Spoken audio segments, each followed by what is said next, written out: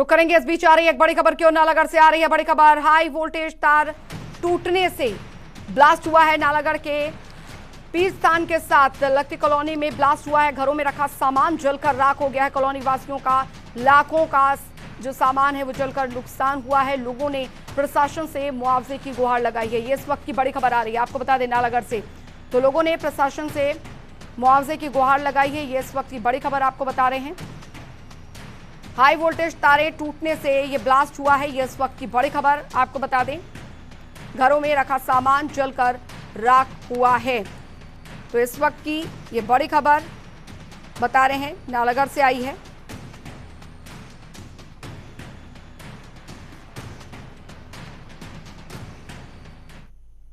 चलिए बढ़ेंगे आगे, आपको बता दें हिमाचल प्रदेश से आ रही बड़ी खबर, कोरोना संक्रमण को लेकर जुड़ी है बड़ी खबर आ रही है। आपको बता दें बड़ी खबर, 1,63,786 कोरोना के कुल मामले। प्रदेश में एक्टिव केसेस की जो संख्या है वो 36,633 हो गई है। वहीं रिकवरी रेट में भी काफी हद तक सुधार आया है। आपको बता दें 1,24,750 लोगों ने कोरोना को मात दी है। वहीं 2,369 लोगों की कोरोना से मौत हुई है। कांगड़ा में सबसे ज्यादा नए संक्रमण के मामले सामने आए हैं। ये बड़ी खबर आपको बता रहे हैं, बड़ी जानकारी। लगातार कोरोना का जो संक्रमण है वो हिमाचल प्रदेश में बढ़ता जा रहा है और सबसे ज्यादा कांगड़ा में नए मामले सामने आए हैं।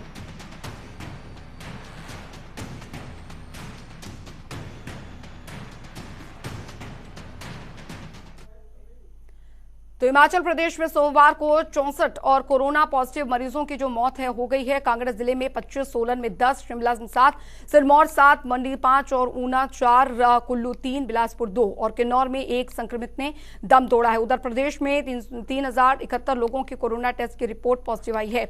इनमें से कांगड़ा जिले में सबसे ज्यादा 1,215, मंडी में 429, शिमला में 306, बिलासपुर में 242, चंबा में 200, सिरमौर में 192, ऊना में 195, कुल्लू में 99, सोलन में 79 नए मामले सामने आए हैं।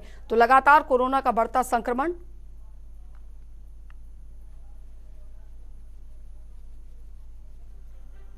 तो आपको बता दें कुल कोरोना संक्रमितों का आंकड़ा जो है 1,63,000 के पार है।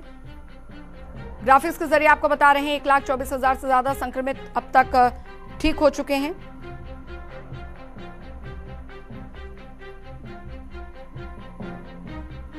और लगातार जो संक्रमण के मामले नए सामने आ रहे हैं उसका हम आपको ये आंकड़ा बता रहे हैं। प्रत्येक जगह जगह पर किस तरीके से मामले जो हैं वो सामने आए हैं उसके आंकड़े आपको बता रहे हैं। कुल्लू में 250, लाहौल स्पीति में भी मामले जो हैं बड़े हैं। शिमला में 3,047, सिरमौर में 2,933।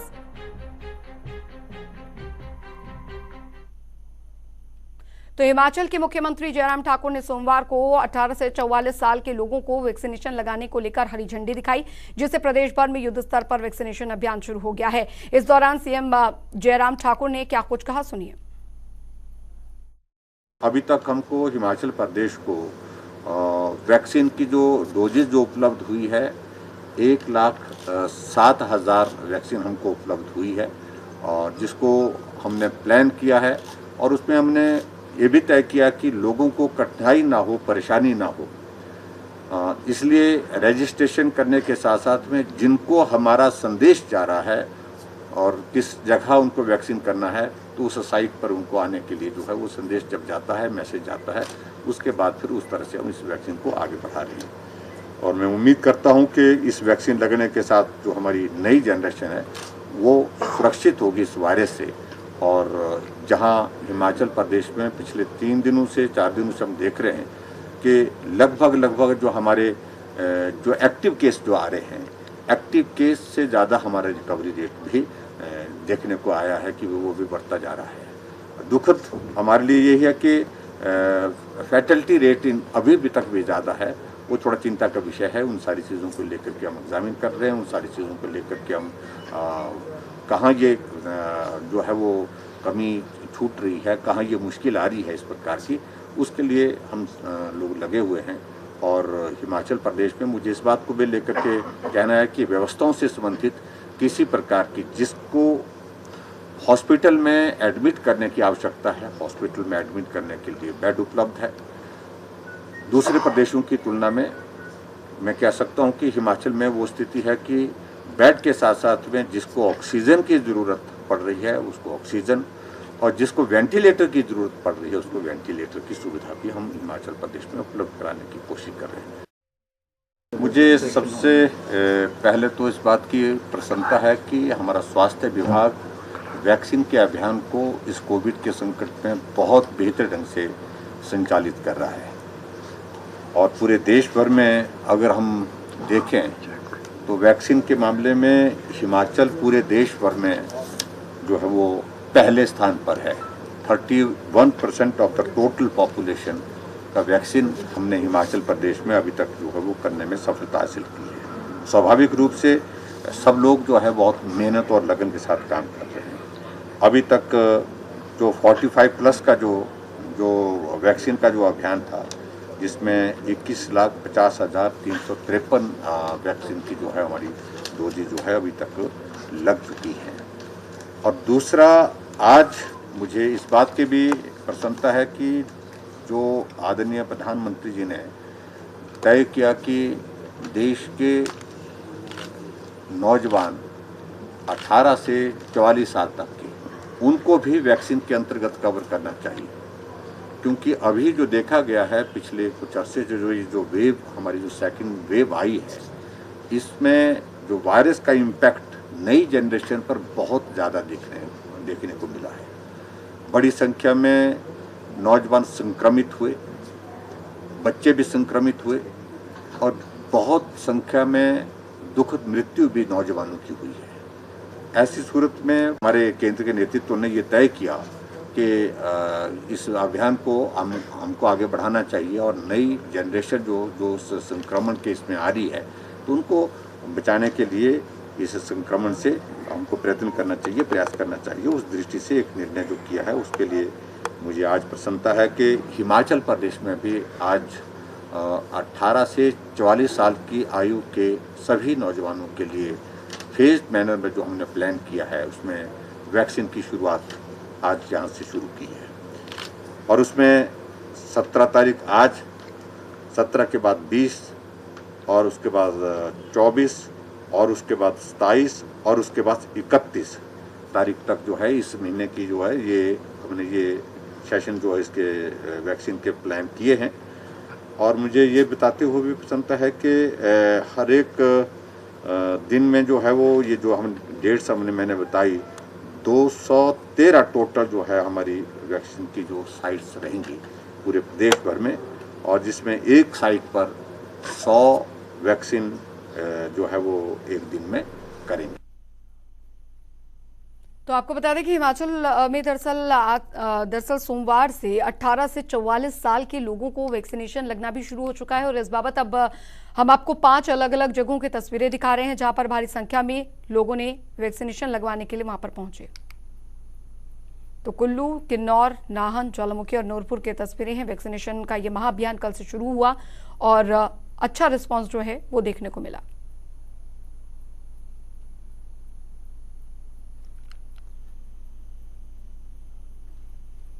तो हिमाचल में भले ही बीते 24 घंटे में ठीक होने वाले मरीजों की जो संख्या ज्यादा थी, लेकिन इसका मतलब ये नहीं कि अब संक्रमण खत्म हो रहा है। हम आपको प्रदेश भर की अलग अलग तस्वीरें दिखाने जा रहे हैं, जहां कहीं तो प्रशासन अलर्ट है तो लेकिन कहीं लापरवाही भी बरत रहे हैं लोग। नजर डालिए, पहली तस्वीर आप मंडी पे देख रहे हैं और जिले के नेरचौक स्थित श्री लाल बहादुर शास्त्री मेडिकल कॉलेज और कोविड अस्पताल में तीमारदारों की ज्यादा संख्या में मौजूदगी डॉक्टरों की और पैरामेडिकल स्टाफ के लिए परेशानी का सबब बनता जा रहा है। दूसरी तस्वीर नाहन से है, जहां इस महामारी से भी नगर पालिका के 3 सफाई कर्मचारी बिना अवकाश के पिछले करीब 1.5 साल से पूरी निष्ठा और ईमानदारी से अपनी ड्यूटी कर मिसाल पेश कर रहे हैं। अगली तस्वीर स्वारघाट की है, जहां पर कोरोना कर्फ्यू में किसानों को आपको बता दें कि देखिए बीज लेने के लिए 10 से शाम 5 बजे तक की छूट दी गई है। वहीं नालागढ़ में कोरोना कर्फ्यू का पालन करवाने के लिए नगर परिषद के ईओ ने खुद ग्राउंड पर जाकर हालातों का जायजा लिया।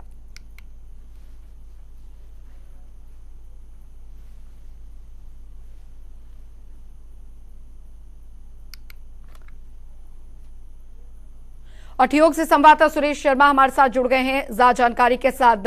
सुरेश, फिलहाल हालात कैसे हैं कोरोना संक्रमण के? क्योंकि नए मामलों के आंकड़ों में कमी जरूर आई हो, लेकिन डेथ रेट में कमी क्या देखने को मिल रही है और पूरे संक्रमण दर में किसी तरीके की कमी आई है क्या?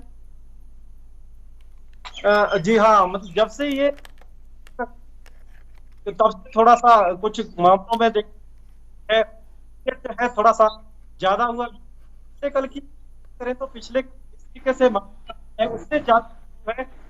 सुरेश, लौटूंगी आपके पास। तकनीकी कारणों की वजह से आपकी आवाज जो है वो हम तक ठीक नहीं पहुंच पा रही है। कोशिश करेंगे आपसे दोबारा संपर्क करने की।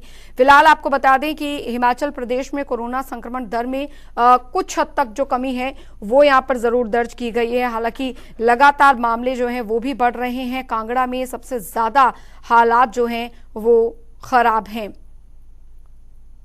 तो बता दें कि हिमाचल में लगातार मामले जो हैं कहीं कहीं पर सबसे ज़्यादा मामले जो हैं वो सामने आ रहे हैं। हालांकि स्थिति में सुधार जो है वो कुछ हद तक ज़रूर दर्ज किया गया है। तो फिलहाल आपको बता दें कि इन मामलों के सामने आने के बाद प्रशासन पूरी तरीके से अलर्ट है। कांगड़ा में आपको बता दें कि सबसे ज़्यादा मामले जो हैं वो यहाँ पर सामने आए हैं। तो बता दें हिमाचल प्रदेश में कुल कोरोना संक्रमितों का जो आंकड़ा वो 1,63,000 के पार पहुंच गया है। वहीं हिमाचल प्रदेश में कोरोना के बढ़ते आंकड़ों में अगर नजर डालें तो 11 दिन से कर्फ्यू चल रहा है। इस दौरान प्रदेश में कोरोना से मौतों का सिलसिला भी थमा नहीं है। लगातार मौतों का आंकड़ा बढ़ रहा है। केस जरूर कम हुए लेकिन कई जिलों में पॉजिटिव रेट जो है वो चिंतित करने वाला है। 6 जिलों में पॉजिटिविटी दर 30% से ऊपर है। सुरेश शर्मा एक बार फिर से हमारे साथ जुड़ गए हैं ज्यादा जानकारी के साथ। सुरेश, पॉजिटिविटी रेट में कहीं से कमी नहीं आ रही है। हालांकि संक्रमण दर बहुत कम हुआ है लेकिन पॉजिटिविटी दर जो है वो अभी भी बरकरार है कई जिलों में। जी हाँ, बिल्कुल एक्टिव केस की संख्या बिल्कुल वैसी ही लगातार है। हालांकि ठीक पहले जो है वो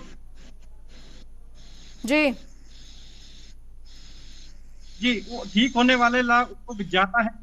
इस दौरान ये जो दूसरी लहर चली है इसमें लोगों का सिलसिला पहले की अपेक्षा बहुत ज्यादा है और संक्रमण बहुत ज्यादा फैल रहा है।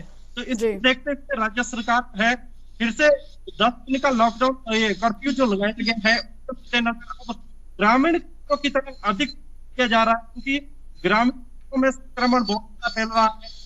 चलिए, बहुत बहुत शुक्रिया सुरेश इस तमाम जानकारी के लिए। तो पॉजिटिविटी रेट में कमी जो है वो यहाँ पर दर्ज नहीं की जा रही है। तो पिछले एक सप्ताह में सूबे के 6 जिलों में कोरोना वायरस की पॉजिटिविटी दर जो है वो 30% से ऊपर चली गई है।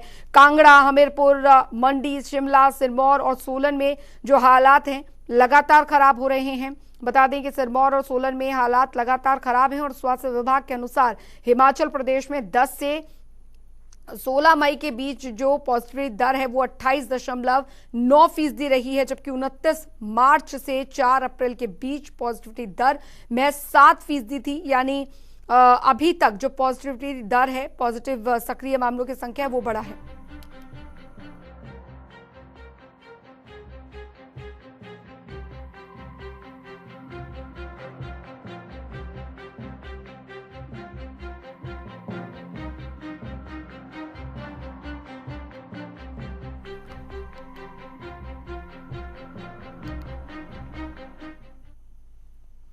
मुख्यमंत्री जयराम ठाकुर ने सोमवार को शिमला से वर्चुअल माध्यम से आशा वर्करों के साथ बातचीत करते हुए उन्हें होम आइसोलेशन में कोविड-19 रोगियों के साथ बेहतर समन्वय सुनिश्चित करने का आग्रह किया है ताकि उनके स्वास्थ्य मानकों पर उचित निगरानी रखी जा सके।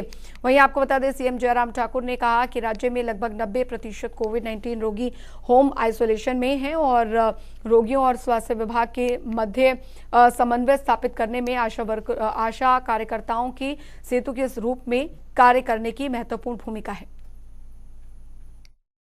और इस दौर में बहुत अलग तरह की परिस्थितियां, अलग तरह के हालात के दौर में से हम सब लोगों को गुजरना पड़ रहा है। ऐसी सूरत में मन में एक भाव था कि हम आपके साथ काम करें, क्योंकि आपके जिम्मे हमने बहुत बड़ी एक जिम्मेवारी दे रखी है। ग्रामीण क्षेत्रों में जहां आने जाने में भी कठिनाई होती है, कोविड के बहुत सारे मामले वहां पर निकल करके आए हैं, उनको समझाना, उनको संभालना, उनको गाइड करना, उनको सहयोग करना जो परिवार के लोग भी नहीं कर सकते जिस प्रकार से, उस भूमिका को आप सबके जिम्मे हमने लगाया है जब से कोविड का दौर पिछले लगभग 1.5 वर्ष से चला है। और मुझे इस बात की प्रसन्नता है कि बहुत लगन के साथ आप लोगों ने, बहुत मेहनत के साथ आपने इस काम को पूरा किया है। अभी वर्तमान में हमारे पास हिमाचल प्रदेश में एक्टिव केस का पिछले 3-4 दिनों से हम देख रहे हैं कि थोड़ा हमारा जो है वो उसमें गिरावट आ रही है, एक्टिव केस में थोड़ी कमी आ रही है, रिकवरी हमारी बेहतर चल रही है। 36,900 के लगभग हमारे पास अभी तक भी एक्टिव केस है। और ऐसी परिस्थिति में मैंने देखा कि जहां हमारे स्वास्थ्य के सारे कर्मचारी अधिकारी काम कर रहे हैं, डॉक्टर पैरामेडिकल स्टाफ काम कर रहे हैं, वहां जो असली में क्योंकि बहुत बड़ी संख्या में हमारे पास लगभग 90% जो एक्टिव केस हैं कोविड के आज की तारीख में 90% पेशेंट जो है वो होम आइसोलेशन में है। होम आइसोलेशन में है, घर में अपना इलाज कर रहे हैं, घर में अपने आप को आइसोलेट करके रखा है। और मैं इस बात को कह सकता हूं कि जो होम आइसोलेशन में है उनका सबसे बड़ा जिम्मा कोई अगर समझाने का, उनको मदद करने का कोई निभा रहे हैं तो आशा वर्कर कर रहे हैं, आप लोग कर रहे हैं। कम पढ़ा लिखा हुआ आदमी, बुजुर्ग आदमी भी आपको, आपके नाम से परिचित नहीं है, आपका नाम क्या है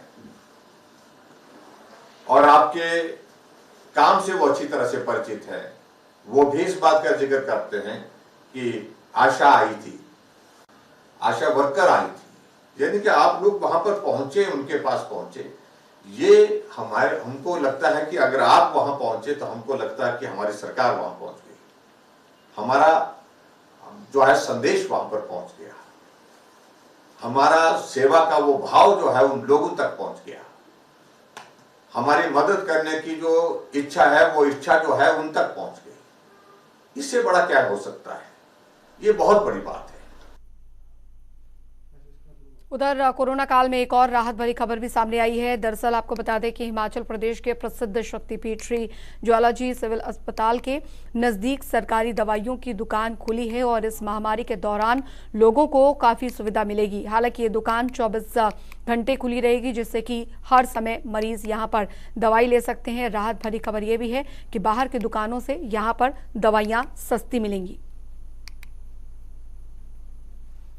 HP सेल्स बाइक कॉर्पोरेशन के माध्यम से उचित मूल्य की दवाइयों की दुकान आज सिविल अस्पताल ज्वालामुखी में चालू हो गई है और सभी मरीजों से अनुरोध है कि आप इस सुविधा का फायदा उठाएं और कम मूल्य वाली दवाइयों की आपूर्ति करें। Jwalaji civil hospital 24 hour open ये शॉप रहेगी हमारी, जो एक अलग चीज़ है जो बाकी इसको दूसरी मेडिकल स्टोर से अलग करती है। रात को जो भी पेशेंट आएंगे उनको भी इंजेक्शन, जो भी इमरजेंसी जो भी मेडिसिन होगी वो हमारे पास दी जाएगी। बाकी मेडिसिन में ऐसा है कि इसमें जो बाहर की टैबलेट सेक्शन होता है या और भी दवाइयाँ होती हैं उनमें से 10.25% का इसमें डिस्काउंट रहता है और सर्जिकल आइटम पे भी 30 से 50% का डिस्काउंट इसमें पेशेंट को मिलेगा।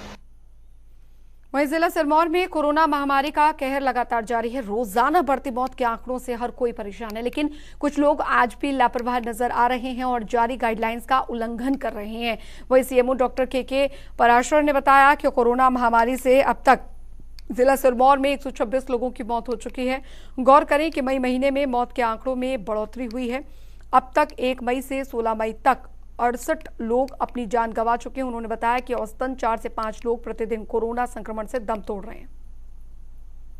आंकड़ा हमारे पास डिस्ट्रिक्ट सिरमौर का है वो 126 का है और अभी पिछले कुछ दिनों से ये डेथ लगभग 4 या 5 का एवरेज अभी चला हुआ है डिस्ट्रिक्ट सिरमौर में। तो अभी तक ये 126 के करीब हमारे पास। वहीं हिमाचल प्रदेश स्कूल शिक्षा बोर्ड की 12वीं कक्षा के विद्यार्थियों का भविष्य जून में तय होगा।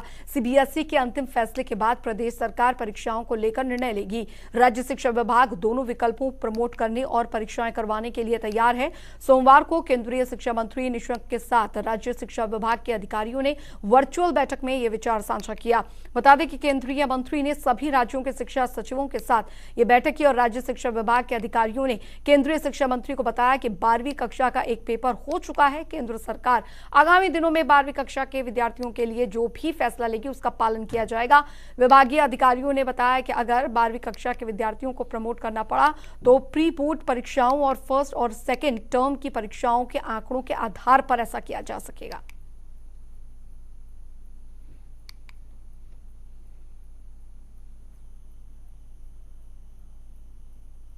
और चलिए इसी के साथ इस बुलेटिन में अभी के लिए फिलहाल इतना ही। बने रहिए जनता टीवी के साथ। नमस्कार।